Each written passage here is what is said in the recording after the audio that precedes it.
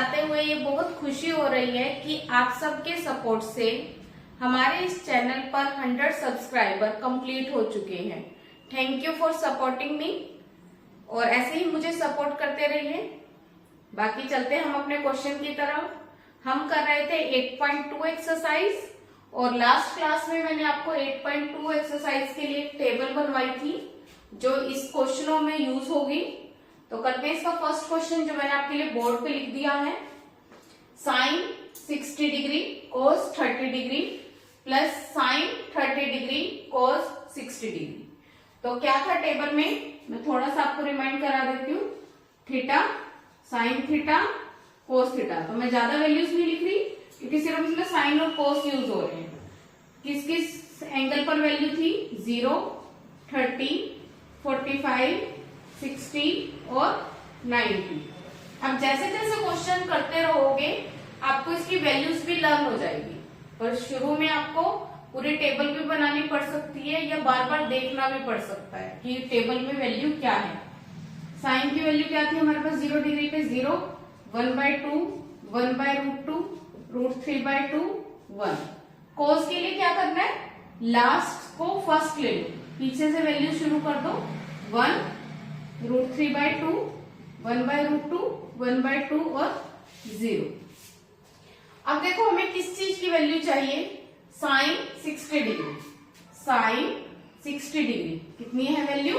√3/2। बस करना क्या है, वहां से वैल्यू उठाओ और यहाँ पर पुट कर दो।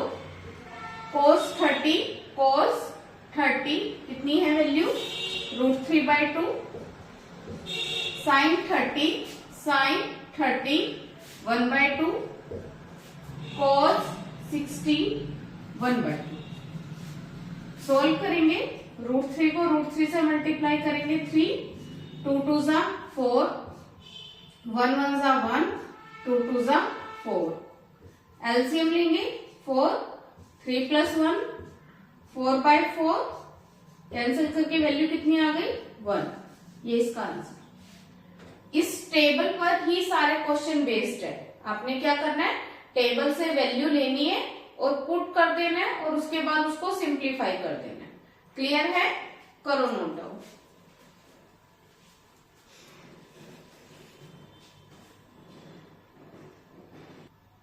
सेकंड पार्ट में क्या दिया आपका? 2 tan square 45 degree plus cos square 30 degree minus sine square 60 degree. तो साइन और कोस की तो मैंने आपकी टेबल बना दी थी। tan के लिए tan की भी वैल्यू लिख देती हूँ। क्या होती है value? 0, 1/√3, 1√3 not defined. 2 tan square 45। इसमें क्या करना है आपको? tan 45 की वैल्यू का स्क्वायर। तो tan 45 की वैल्यू कितनी है? 1 का स्क्वायर। cos 30 डिग्री की वैल्यू का square. cos 30 degree √3/2। sin 60 degree this is also √3/2, √3/2 का होल स्क्वायर। क्या होगा? 1 का स्क्वायर 1 को 2 से मल्टीप्लाई करेंगे 2, √3 का स्क्वायर 3, 2 2 जा 4, √3 का स्क्वायर 3, 2 का स्क्वायर 4। और वैसे तो अब ये प्लस है, ये माइनस है, आप यहाँ पे भी इसको कट कर सकते हो। आंसर कितना आ गया? 2। ये इसका आंसर निकला। क्लियर है? करो नोट डाउन।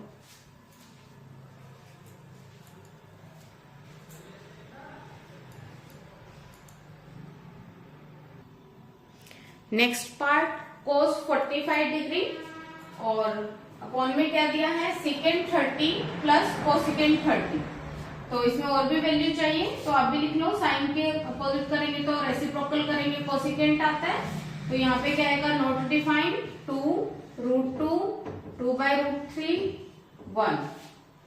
सेकेंड के लिए कोस का रेसिप्रोकल 1, 2/√3, √2, 2 नॉट डिफाइंड। कोट के लिए tan का रेसिप्रोकल नॉट डिफाइंड √3, 1, 1/√3 और 0। तो ये मैंने पूरी टेबल ही लिख दी है। जो जो वैल्यू आपको चाहिए आप उठाओ और इसमें पुट कर दो। cos 45 की वैल्यू 1/√2, सेकेंड 30 की वैल्यू 2/√3, कोसिकेंट 30 की वैल्यू 2। अब इसको हम सिंप्लीफाई करेंगे। सिंप्लीफाई करने के लिए थोड़ा सा ध्यान से करना। 1/√2 ऊपर है, नीचे पहले एलसीएम ले लो। एलसीएम कितना आएगा? √3। यहाँ पे √3 को √3 से डिवाइड किया 1 को 2 से मल्टीप्लाई किया 2, इसके अपॉन में 1 है।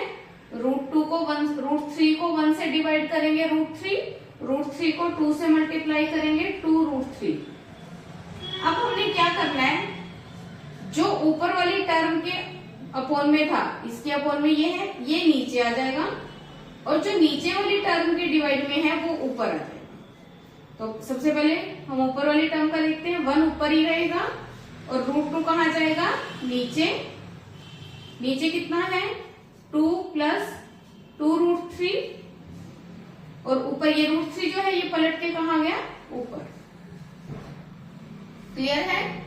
अब इसका हम क्या लेंगे? इसका एलसीएम रेशनलाइज कर देते हैं इसको। कभी भी रूट वाली टर्म जब भी डिवाइड में होती है तो इसका हमने क्या करना है? रेशनलाइज जब हम करेंगे तो इसमें क्या आएगा हमारे पास? जो भी डिवाइड में टर्म पड़ी है उसको ऊपर भी और नीचे भी मल्टीप्लाई कर देंगे। सिर्फ चेंज क्या आएगा कि उसका मिड साइन जो है वो चेंज हो जाएगा। तो पहले हम उसको साइन को चेंज करके रेशनलाइज कर देते हैं।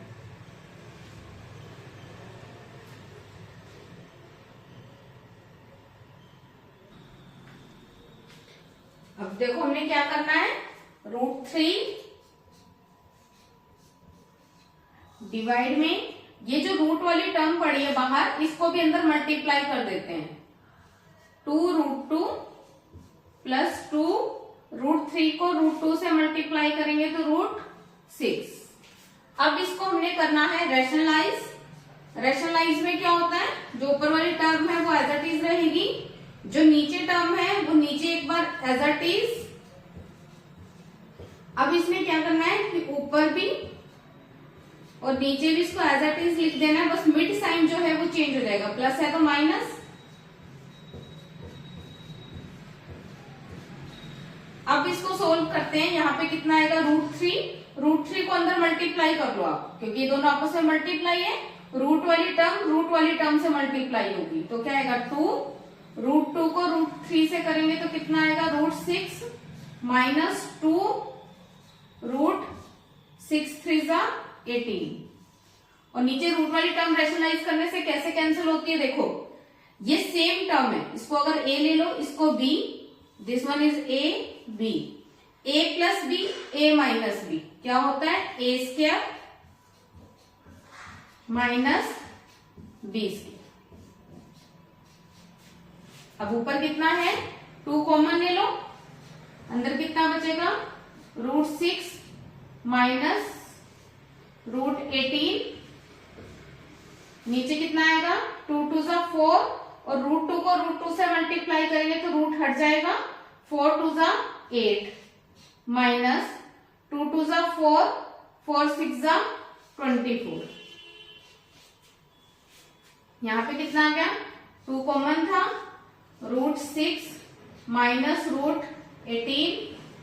नीचे कितना आएगा? माइनस करके माइनस कर देते हैं, हमारे पास कितना आएगा? 16, और माइनस का 2 से कट जाएगा 8। अब माइनस को आप या तो ऊपर वाली टर्म में से माइनस कॉमन लेके माइनस से माइनस कट हो जाएगा। कितना आएगा हमारे पास? √18 - √6 अपॉन में कितना आ गया? 8। अब जो ये √18 है, √18 को हम कैसे लिख सकते हैं? 3 3 = 9, 2 = 18, तो 3√2, और √6 है जो √6 को हम क्या लिख सकते हैं? ये तो √6 ही रहेगा, और अपॉन में कितना आ गया? 8। और ये इसका क्या मिल जाएगा हमें?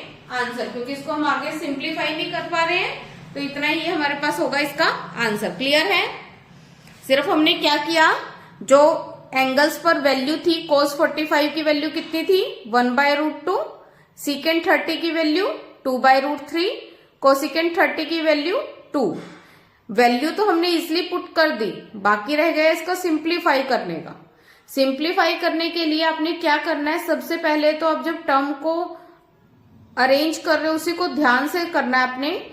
कि जो ऊपर वाली टर्म के डिवाइड में होगा वो नीचे आ जाएगा और नीचे वाली टर्म के जो डिवाइड में वो पलट के ऊपर चला गया। सिंप्लीफाई करने के लिए बाद हमने क्या किया, अब हमारे पास सिंपल सी टर्म आ गई √3 अपॉन में √2 बाहर है, ब्रैकेट के अंदर था 2 + 2 √3। तो पहले हमने रूट वाली टर्म जो नीचे थी उसको भी अंदर लेकर चले गए कि सारा एक ही बार में रैशनलाइज हो जाएगा और नीचे से रूट हट जाएगा। तो हमने रैशनलाइज किया। रैशनलाइज करना आपने 9th में भी सीखा था। क्या करना है, सिर्फ मिड टर्म में जो साइन है वो चेंज हो जाएगा, अगर प्लस है तो माइनस, माइनस है तो प्लस। उसके बाद सिंपल हमारे पास जो भी सिंप्लीफाई करना था, सिंप्लीफाई करने के बाद हमने आंसर गेन कर लिया। क्लियर है? करो नोट डाउन।